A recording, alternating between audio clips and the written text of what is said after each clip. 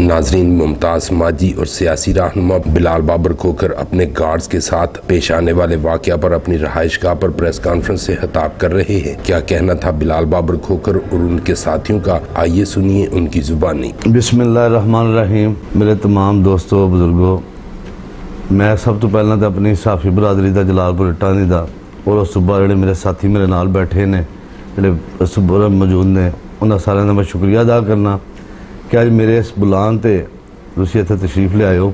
अज तुहानूं ज़हमत दी एक छोटा जिहा मामला जिहड़ा कि कुछ दिनों तो तुहानूं भी पता है, जी 2 दिन हो गए ने चल रहा। अज तो 19 तारीख वाले दिन असां एक एहतजाजी जलसा रखा इमरान खान साहब की काल ते और चौधरी सैन अली साहब की वजाहत साहब की हिदायत के मुताबिक। उस जलसे तो बाद उस अगले दिन 20 तारीख नूं सुबह तकरीबन 11 बजे मैनू SHO सिटी जलालपुर जट्टा मेहंदी खान गोंदल साहब की कॉल आती है तो मैं कॉल अटेंड नहीं कर सकता। 12 बजे मैं उन्होंने कॉल बैक करना और उन्होंने मैं पूछना जी की हुक्म है ना, थोड़ी कॉल आई सी। उन्होंने कहा जनाब मसला है कि तुसी घंटे के अंदर अंदर ना अपने ਜਿਹੜੇ ਤੁਹਾਡੇ ਸਿਕਿਉਰਿਟੀ ਗਾਰਡਸ ਨੇ ਉਹਨਾਂ ਦੇ ਡਾਕੂਮੈਂਟਸ ਮੈਨੂੰ ਭਿਜਵਾ ਦਿਓ। ਮੈਂ ਕਿਹਾ ਨਾ ਮੈਂ ਤੇ ਅਜੇ ਫ੍ਰੀ ਨਹੀਂ, ਤਾਂ ਤੁਸੀਂ ਮੈਂ ਬੰਦਾ ਕੋ ਭਿਜਵਾ ਦੇਣਾ, ਸਾਨੂੰ ਜਲਦੀ ਆ।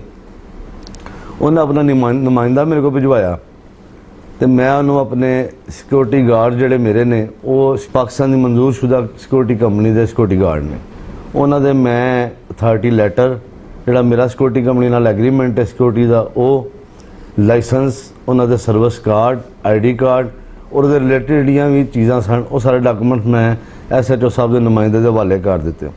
वो डॉकूमेंट्स लैके चले गए। तकरीबन 1-2.5 घंटे बाद मैनू SHO साहब के नुमाइंदे की कॉल आ जाती है कि जनाब तुसीं अपने सिक्योरिटी गार्ड और असला जिहड़ा वो भिजवाओ, असीं इहदी वेरीफिकेशन करनी है। मैं कोई ऐसा इशू नहीं, मैं अपने साथी सैयद नसीर बुखारी और चौधरी फरहान नूं ते नाल अपने दोवें सिक्योरिटी गार्ड कामरान हैदर और मुख्तार दोवां बमा वर्दी, बमा असला, बमा डॉकूमेंट्स जिहड़े रिलेटिड सन वो दे के मैं थाने भिजवा दिता। मैनू पहला अंदाज़ा सी कि ऐसा कोई मामला होवेगा, इस वास्ते मैं उन्होंने एक रिकॉर्डिंग भी कर ली इत्थों गड्डी बैठ के जाने थाने तक दी। उन्होंने मैं भिजवा दिता। उत्थे जिस टाइम गए उन्हें 15-20 मिनट बाद नसीर शाह साहब ने कोई फरहान साहब ने कोई काम पै गया एमरजेंसी, इन्हें कही जल्दी करो। उन्हें कहा तुसीं चले जाओ, साड़ी वेरीफिकेशन कंप्लीट होंदी है तो असीं इन्होंने वापस भिजवा देंगे। ये 2 बजे आ गए। उस बाद मैं काफ़ी 2-2.5 घंटे गुजर गए। मैं कि यार अजे तक नहीं पहुँचे, इन्होंने कोल मोबाइल भी ऑफ सन। मैं फिर कॉल की अपना SHO साहब नूं। SHO साहब मेरी कॉल अटेंड नहीं की। वो तकरीबन 6:30 बजे का गलबन 6:05 का टाइम से उन्होंने मेरी कॉल अटेंड नहीं की। उस बाद तकरीबन घंटा ही गुजरिया तो मैं अपना कोई बंदा थाने भिजवाया। मैं यार जाके पता करो क्यों नहीं गार्ड आ रहे मेरे। और जिस टाइम गए ने तो थाने वाले आख्या जी कि असां इन्हां ते FIR दे दी ने। FIR किस चीज़ दी दी ने जी, जो तुहानूं तमाम असां उन्हां दे जिहड़े पाकिस्तान गौरमेंट के रिलेटिड जिहड़े मामला सन, परमिशन सन, वो सारियां असां तुहानूं प्रोवाइड कर दित्तियां ने। वो मैं SHO साहब नूं कॉल की दोबारा, उन्हें फिर मेरी कोई कॉल अटेंड ना की।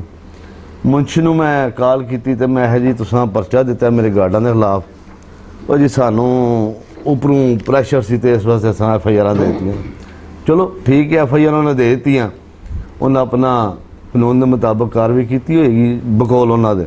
लेकिन वो FIR देंदे ने मेरे एक सिक्योरिटी गार्ड के उत्ते मुख्तार अहमद वल दिलदार मोहम्मद ते, और भेज उन्होंने मैं इत्थों घरों रहा अपने बंदियां दे हमरा अपनी गड्डी के उपर, जिसकी वीडियो मेरे को मौजूद है, तो प्रोवाइड कर दी जाएगी।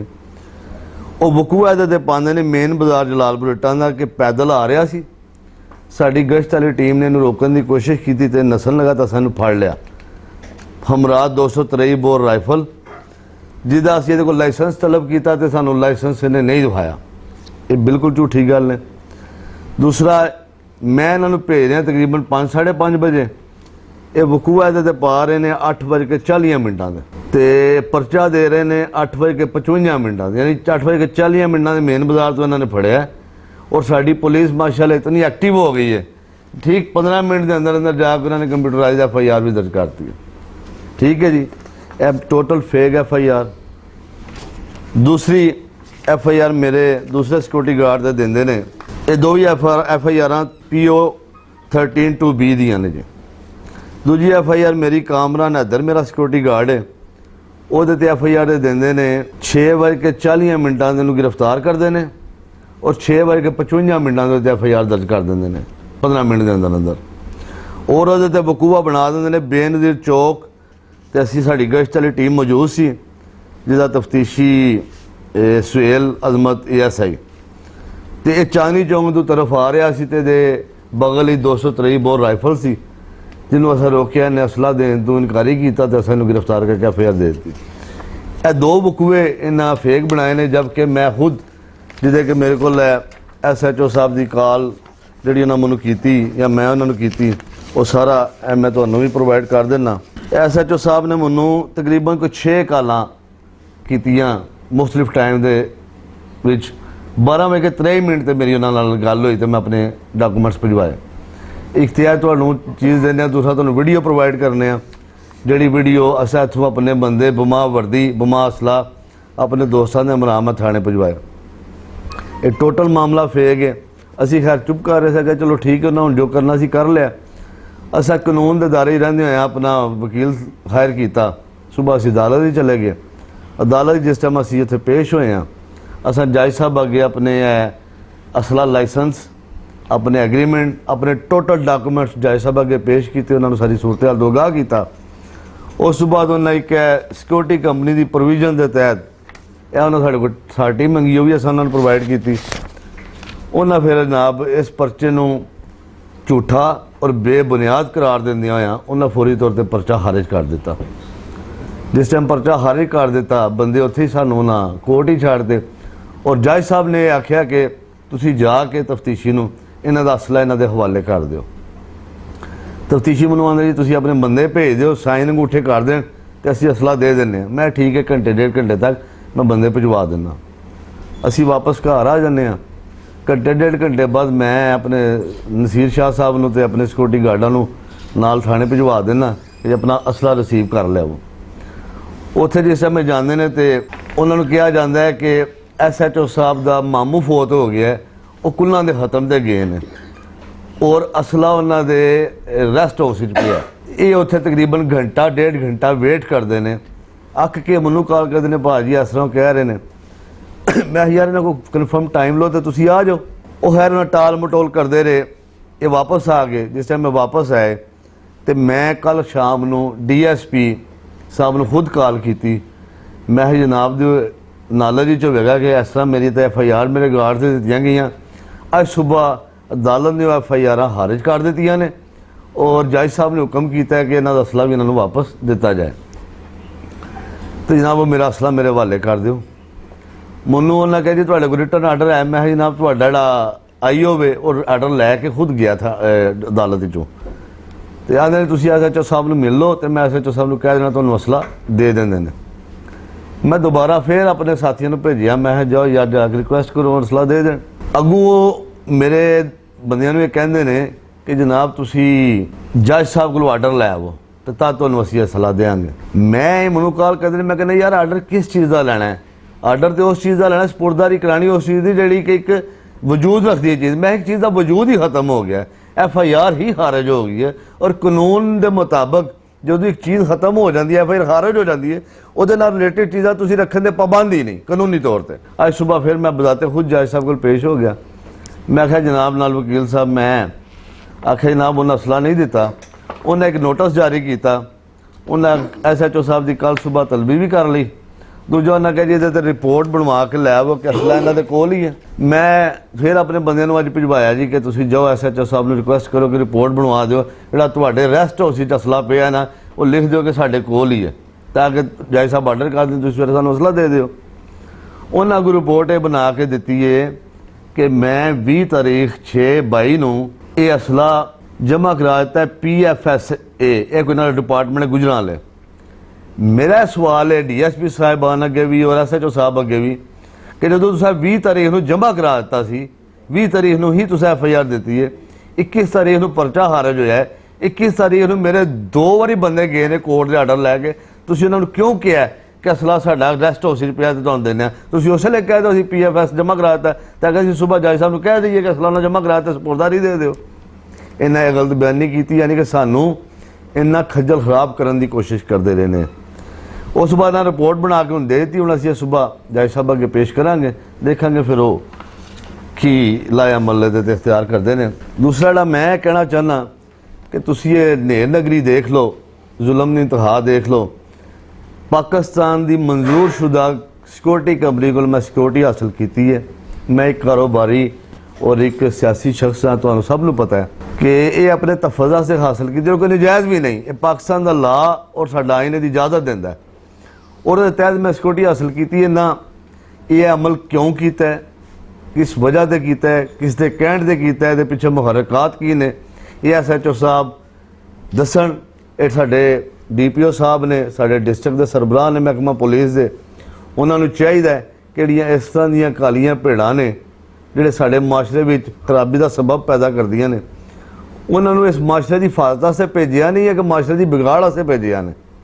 ਤੇ ਮੇਰੀ DPO ਸਾਹਿਬ ਅੱਗੇ ਵੀ ਰਿਕੁਐਸਟ ਹੈ, DSP ਸਾਹਿਬ ਅੱਗੇ ਵੀ ਰਿਕੁਐਸਟ ਹੈ ਕਿ ਇਸ ਚੀਜ਼ ਦਾ ਨੋਟਿਸ ਲਿਆ ਜਾਏ। ਇਹ ਝੂਠੀ ਔਰ ਬੇਬੁਨਿਆਦ FIR ਮੇਰੇ ਤੇ ਕਿਉਂ ਦਿੱਤੀ ਗਈ ਹੈ, ਇਹਦੀ ਵਜ੍ਹਾ ਕੀ, ਇਹਦਾ ਰੀਜ਼ਨ ਕੀ ਹੈ। ਦੂਸਰੇ ਨੰਬਰ ਤੇ ਇੱਥੇ ਰੋਜ਼ ਦਿਹਾੜੀ ਤੁਸੀਂ ਦੇਖਦੇ ਹੋ ਚੋਰੀਆਂ ਡਕੈਤੀਆਂ ਦੀਆਂ ਵਾਰਦਾਤਾਂ, ਜਿਸ ਦੀਆਂ ਗੌਰਮੈਂਟ ਆਈ ਹੈ, ਲਾਅ ਐਂਡ ਆਰਡਰ ਦਾ ਬੜਾ ਇਸ਼ੂ ਬਣ ਗਿਆ।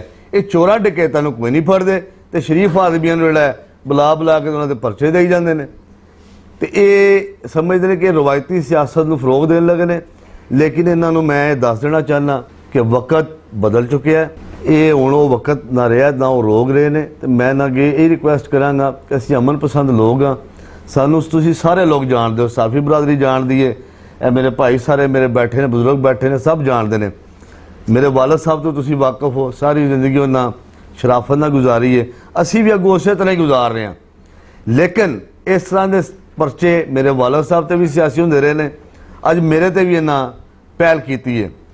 ਲੇਕਿਨ ਮੈਂ ਫਿਰ ਇੱਕ ਵਾਰੀ ਰਿਕੁਐਸਟ ਕਰਾਂਗਾ ਕਿ ਇਸ ਤਰ੍ਹਾਂ ਦੇ ਅਮਲ ਨਾ ਕਰੋ। ਸਾਡੇ ਜਿਹੜੇ ਪੁਲਿਸ ਦੇ ਸਰਬਰਾਹਾਨ ਨੇ ਉਹਨਾਂ ਨੂੰ ਨੋਟਿਸ ਲੈਣਾ ਚਾਹੀਦਾ ਹੈ ਕਿ ਅਮਲ ਕਿਉਂ ਹੋਇਆ ਹੈ। ਦੂਸਰਾ, ਮੈਂ ਇੱਕ ਗੱਲ ਵਾਜ਼ਿਹ ਕਰ ਦੇਣਾ ਚਾਹੁੰਦਾ ਕਿ ਇਹ ਮਤ ਸਮਝਣ ਕਿ ਮੈਂ ਖਾਮੋਸ਼ ਰਵਾਂਗਾ। ਇਹ ਜਿਸ ਜ਼ੁਬਾਨ ਵਿੱਚ, ਜਿਸ ਲਹਿਜੇ 'ਚ ਮੇਰੇ ਨਾਲ ਗੁਫ਼ਤਗੂ ਕਰਨਗੇ, ਮੈਂ ਕਾਨੂੰਨ ਦੇ ਦਾਇਰੇ ਦੇ ਅੰਦਰ ਰਹਿੰਦੇ ਹੋਏ ਇਹਨਾਂ ਨੂੰ ਜਵਾਬ ਦਿਆਂਗਾ। ਤੇ ਲਿਹਾਜ਼ਾ SHO ਸਾਹਿਬ ਨੂੰ ਇਹ ਜਵਾਬ ਦੇਣਾ ਪਏਗਾ। ਬਿਹਤਰ ਹੈ ਕਿ DPO ਸਾਹਿਬ ਅੱਗੇ ਮੇਰੀ ਰਿਕੁਐਸਟ ਹੈ ਕਿ ਇਹਨਾਂ ਕੋਲ ਜਵਾਬ ਲੈਣ ਕਿ FIR ਨੇ ਕਿਉਂ ਦਿੱਤੀਆਂ ਨੇ। ਬਾਕੀ ਮੈਂ SHO ਸਾਹਿਬ ਕੋਲ ਜਵਾਬ ਲੈਣਾ ਕਾਨੂੰਨ ਦੇ ਦਾਇਰੇ ਵਿੱਚ ਰਹਿ ਕੇ ਕਿ ਅਮਲ ਇਹਨਾਂ ਕਿਉਂ ਕੀਤਾ। ਮੈਂ ਐਜ਼ ਏ ਪਾਕਿਸਤਾਨੀ ਸ਼ਹਿਰੀ ਉਹਦੇ ਨਾਤੇ ਹੱਕ ਮਹਿਫੂਜ਼ ਰੱਖਣਾ, ਆਪਣੀ ਇੱਜ਼ਤ ਦੀ ਹਿਫਾਜ਼ਤ ਕਰਨਾ ਜਾਣਨਾ, ਕਾਨੂੰਨ ਦੇ ਦਾਇਰੇ 'ਚ ਰਹਿ ਕੇ ਵੀ ਤੇ ਵੈਸੇ ਵੀ। ਇਹਨਾਂ ਮੇਰੀ ਇੱਜ਼ਤ ਨੂੰ ਛਾਲਣ ਦੀ ਕੋਸ਼ਿਸ਼ ਕੀਤੀ ਹੈ, ਮੈਨੂੰ ਡੈਮੇਜ ਕੀਤਾ ਹੈ। ਮੈਂ ਇਨਸ਼ਾਅੱਲਾ ਤਾਲਾ ਜਿੱਥੋਂ ਤੱਕ ਹੋ ਸਕਿਆ ਕਾਨੂੰਨ ਦੇ ਦਾਇਰੇ 'ਚ ਰਹਿ ਕੇ ਮੈਂ SHO ਸਾਹਿਬ ਕੋਲੋਂ ਜਵਾਬ ਲੈਣਾ ਹੈ। ਗੱਲ ਹੈ ਜੀ ਕਿ ਉਹ ਸਾਡੇ ਲੀਡਰ ਨੇ, ਜ਼ਾਹਰੀ ਬਾਤ ਹੈ ਉਹ ਸਾਡੇ ਹਰ ਦੁੱਖ ਸੁੱਖ ਦੇ ਹਿੱਸਾ ਨੇ ਉਹਨਾਂ ਦਾ ਇਹਦੇ ਵਿੱਚ, ਤੇ ਉਹਨਾਂ ਦੇ ਇਲਮ ਵਿੱਚ ਇਹ ਚੀਜ਼। ਲੇਕਿਨ ਅਸੀਂ ਸਾਰੀ ਜ਼ਿੰਦਗੀ, ਮੇਰੇ ਵਾਲਦ ਸਾਹਿਬ ਨੇ 50 ਸਾਲ ਇਸ ਸ਼ਹਿਰ 'ਚ ਗੁਜ਼ਾਰੇ ਨੇ ਔਰ ਇਸ ਚੌਧਰੀ ਬਰਾਦਰਾਨ ਦੇ ਨਾਲ ਹੀ ਉਹਨਾਂ ਦੀ ਵਾਬਸਤਗੀ ਰਹੀ ਹੈ। 50 ਸਾਲ ਹੀ ਬੜੇ ਨਸ਼ੇਬੋ ਫਰਾਜ਼ ਉਹਨਾਂ ਦੇਖੇ ਨੇ, ਤੁਹਾਡੇ ਸਾਹਮਣੇ ਤੁਸੀਂ ਸਭ ਜਾਣਦੇ ਹੋ, ਮੈਨੂੰ ਡਿਟੇਲ ਦੱਸਣ ਦੀ ਜ਼ਰੂਰਤ ਨਹੀਂ। ਉਹਨਾਂ ਤੇ ਵੀ FIR ਹੁੰਦੀਆਂ ਰਹੀਆਂ, ਬਾਅਦ 'ਚੋਂ ਉਸੇ ਹੁਕੂਮਤ ਦੇ ਦੌਰਾਨ ਹਾਰੇ ਹੁੰਦੀਆਂ ਰਹੀਆਂ, ਜਿਹੜੀ ਕਿ ਅੱਜ ਵੀ ਹੋਈ ਹੈ।